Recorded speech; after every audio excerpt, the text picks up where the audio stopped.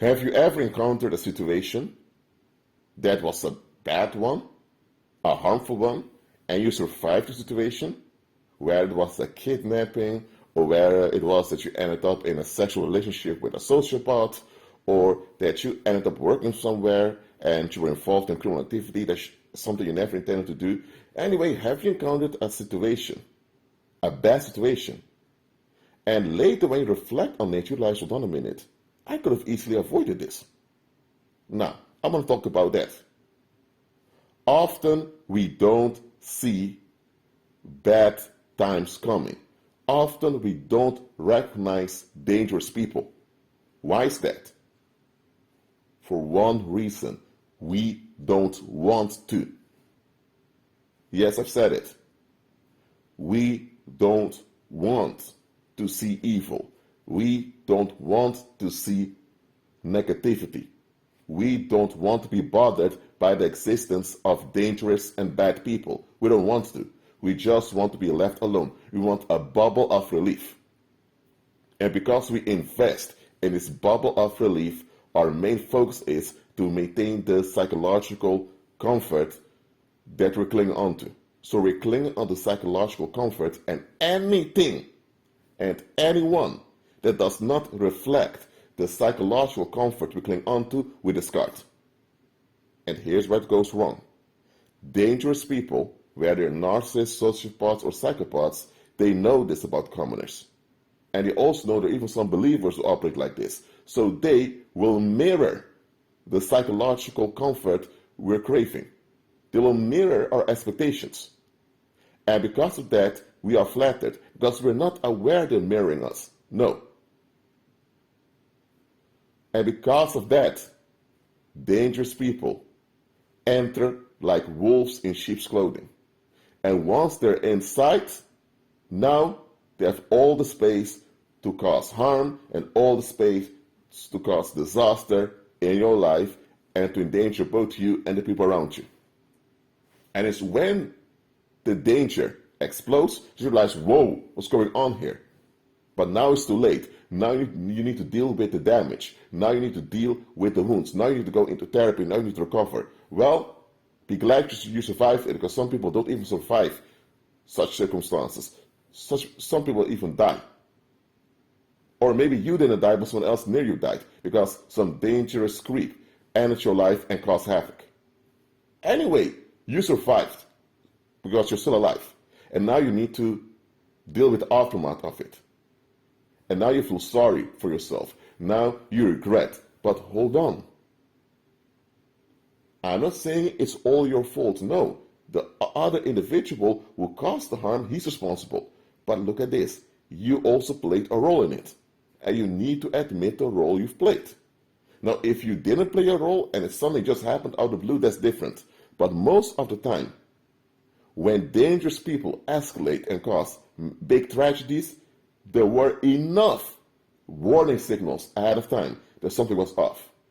The reason why we often don't recognize dangerous people is because we don't want to. We want this psychological comfort of being left alone. And that is what we value. And it will surprise you how many people never notice warning signs. And look at this.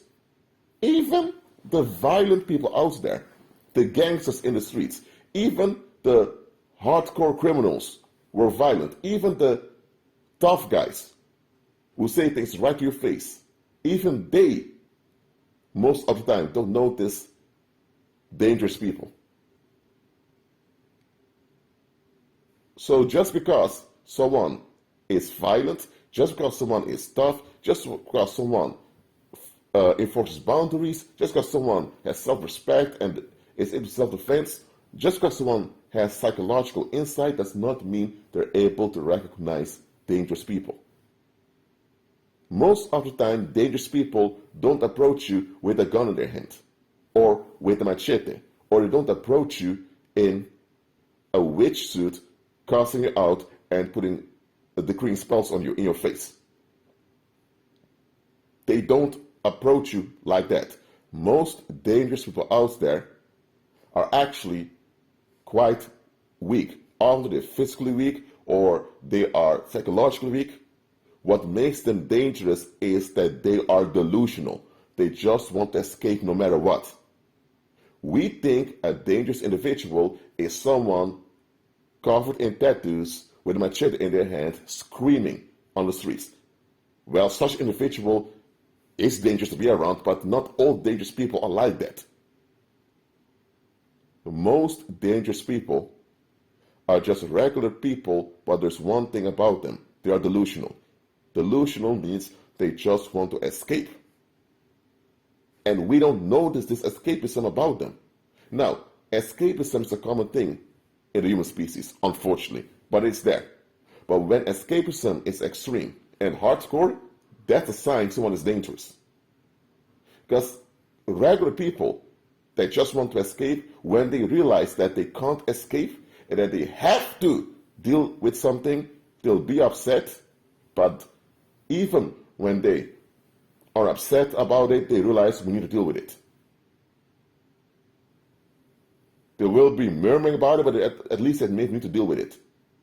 But delusional people, no matter how much reality you show them, they insist on escaping. And the moment escaping isn't possible or not allowed, you get it. Explosion. They escalate. They lose all self-preservation. They lose all restraints. They go off. You don't have to wait till they go off. Recognize their hardcore escapism ahead of time. And again, it's not the drug addict that smokes crack all day long. That's the one that's dangerous. It's not the one that is watching ISIS videos all the time that's dangerous. Because they may be watching ISIS videos just because he's a political researcher that wants to identify how ISIS works so that he knows how to deal with terrorist threats. Most dangerous people, they come as wolves in sheep's clothing. The only thing about them that will give off that they're dangerous is their hardcore escapism. When someone insists on escaping, they come with excuses for their behavior. Or when, and here's another way you can recognize them easily. When people have aversion towards someone, but they can't explain why they dislike someone, but they keep on disliking the individual, that's a sign they're dangerous. Because think about it. If someone doesn't like you, for example, but they can never explain why, they have no reason to dislike you, and there's no harmful effect from you towards them, but they insist on disliking you, that means they're delusional. They just want to see some ugliness in you that isn't there, just so that they are at ease, because there's an ugliness inside them that they don't want to face. So what happens when they don't get the way, dislike you anymore? They will escalate on everyone around them. As simple as that. So when people have dislike, that already is a red flag that they're unstable. Because healthy people don't dislike nor hate other people. They deal with discomfort in a practical way. But if someone persists and insists on disliking someone else, that's a sign they are delusional. Or maybe they don't dislike someone, but they dislike something. You may have those feminists who are so angry all the time, and when you ask them why they're angry, they talk about how men misbehave. The problem is, most of the men around them don't misbehave towards women. So, how come they're so upset with misbehavior of men towards women, while most of the men around them don't do it? Now, if most of the men around them misbehave towards women, okay, you can understandably be upset about it. But if most of the men around them are actually quite compliant towards women, how come they're so angry? It is because they're delusional. They just want an excuse to ventilate their unrest. Some people come with noble causes, saying that they want to start a foundation to deal with child trafficking. But the way they intend to deal with it doesn't add up. They're just using that as an excuse to hide the fact that they really can't stand children. But because they know that their attitude doesn't add up, and because they know that nobody in the right mind will tolerate this, now they want to cover it up. Look, whenever you're dealing with delusional people, you know that they are a disaster waiting to happen. Don't wait for the disaster to happen. When you recognize delusion, take a step back. I'm not telling you just cut people off just like that, but take a step back and keep your safe distance. When you recognize delusion in people, hold on. Look, delusion is not that you believe something that's absurd, because a lot of people believe things that are absurd. But if you insist on believing something that's absurd, even though there's overwhelming lot of proof that prove the opposite, now that is a sign of delusion right over there. But again, most delusions centered around disliking other people. So beware of this. Well, that's it for now. Keep on agreeing with Christ, be at peace, and I'll see you in the next video.